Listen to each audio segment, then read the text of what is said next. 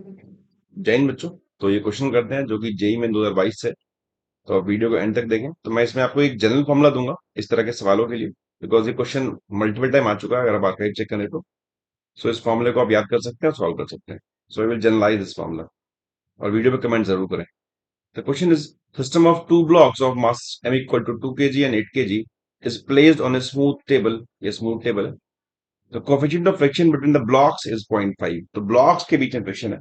The maximum horizontal force that can be applied to the block of mass m so that blocks move together. सब साथ चले तो हमें कितनी force लगानी पड़ेगी? तो सबसे पहले तो इसमें ये गिवन ही है कि दे सब साथ चल रहे हैं।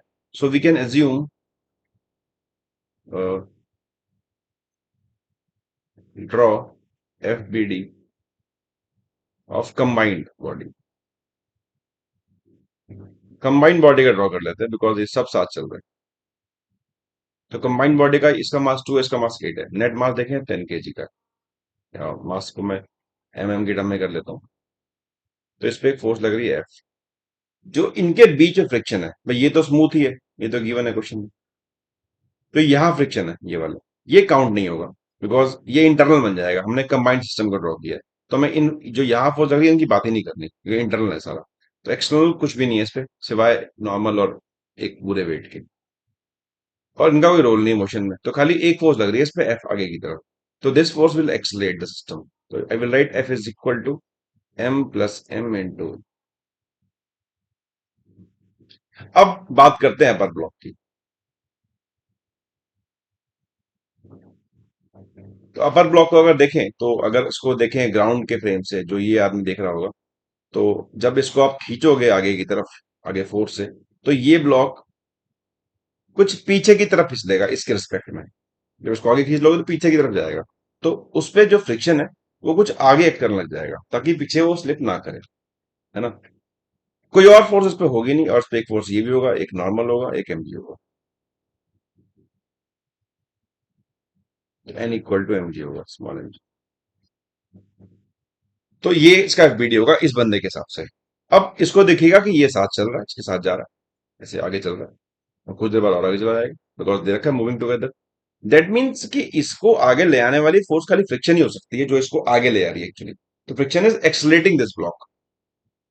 So I can write F is equal to m a, because एक ही फोर्स है जो उस पर आगे लग रही है, वो फ्रिक्शन है, तो फ्रिक्शन ही एक्सलेट कर रही होगी इसको। बिकॉज ये जो वाली फोर्स तो लोअर ब्लॉक पे, तो F equal to m a लगा सकते हैं।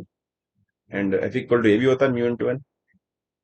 तो mu into N is mg, maximum value जो फ्रिक्शन की है, जितना फ्रिक्शन मैक्सिमम हो सकता है। एम से एम कट गया, ए इक्वल निकल के आया म्यूजी। तो एक्चुअली से बोल सकता हूँ मैक्सिमम, बिकॉज ये ब्लॉक जो छोटा ब्लॉक है फ्रिक्शन की वजह से एक्सलेट कर रहा है, और फ्रिक्शन की जो मैक्सिमम वैल्यू है वो हो सकती है mu into N G, और this is equal to M into a max. तो यही मैक्सिमम एक्सलेशन हो सकता है उस छोटे ब्लॉक का पॉसिबल, बिकॉज ये फ्रिक्शन की वजह से। तो आपको बड़े ब्लॉक को भी इसी एक्सलेशन से चलाना होगा ताकि साथ चल पाए दोनों के दोनों, बिकॉज अपर का मैक्सिमम ही पॉसिबल ही है ना, और लोअर का तो कुछ भी हो सकता है बिकॉज लोअर पे आपने फोर्स अप्लाई करी है।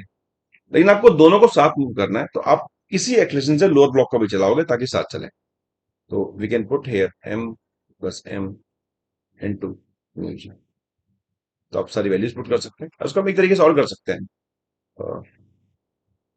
नॉन इनिशियल फ्रेम से। कुछ भी मैं कर दूंगा इसमें। तो वैल्यू अगर पुट कर लूं तो m प्लस m को पुट करें तो m is capital M plus मतलब 8 plus 2 into mu is 0.5 into 10 5 is equal to 15 newton. तो उसका ऑप्शन देखिए तो ऑप्शन सी हो जाएगा, बिकॉज उसने जी को आई थिंक 9.8 ले रखा है। अगर 9.8 लेंगे जी को आप, तो यू विल गेट 49 न्यूटन।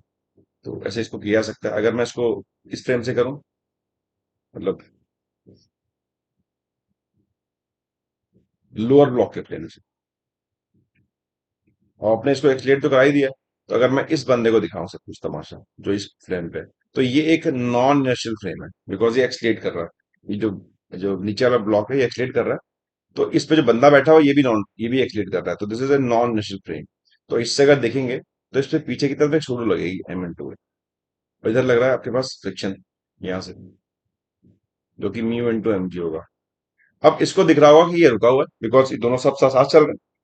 तो जैसे एक कार में दो लोग बैठे हैं, तो और तो दोनों फील करेंगे कि हम दोनों रेस्ट पे ही हैं। तो इट मीन्स कि m a is equal to F हो जाएगा, is equal to mu m. A equal निकल के आएगा म्यू जी। तो यहां से भी आप देख सकते हैं कि एक वैल्यू म्यू जी निकल के आ रही है। तो this is general formula for this all types of question like this. इसको अप्लाई कर सकते हैं आप और आंसर निकाल सकते हैं बहुत easily. This is all about this question. आप वीडियो में कमेंट जरूर करें अगर आपको मेरा कंटेंट पसंद आया तो। Thanks for watching.